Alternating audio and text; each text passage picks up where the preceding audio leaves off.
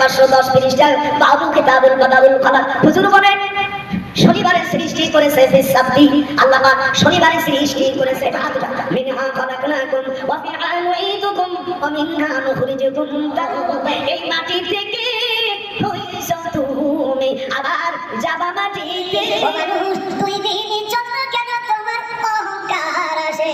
দাদার সাথে বল, এই মাটি থেকে হইছো তুমি। একটু দাদার সাথে শুনতে দিবেন না? এই মাটির ভিতর থেকে হইছো তুমি, ওরে যাবে মাটির ভিতরে। তাও যদি নসিবে হয়, মৃত্যু যদি তোমার দরিয়া হয়, মাঝে তোমাকে এখান থেকে তোমাদের উঠানো হবে। মিনহা খালাকনাকুম, দাদার সাথে একটু হাত উঠা। আর মুসলমান হলে পড়, আর অমুসলমান হলে পড়বি না। মিনহা খালাকনাকুম দিয়ে পড়েন, মিনহা খালাকনাকুম ওয়া ফিহা নুঈদুকুম ওয়া মিনহা নুখরিজুকুম তারাতান উখরা।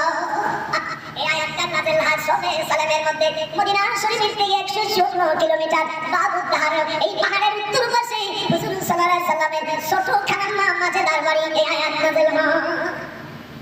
আপনারা পাবলিক টেনশন হইছে নিয়ে যান কোরআনের পরে হাদিসের নাম বুখারী শরীফ। যখন কি এটা হাত ধরে বলো, না না না, যখন কি বুখারী শরীফের মধ্যে, বুখারী শরীফের প্রত্যেকটা হাদিস ইমাম বুখারী 200 রাকাত নামাজ পড়ছে, 200 রাকাত নামাজ পড়ছে চোখের পানি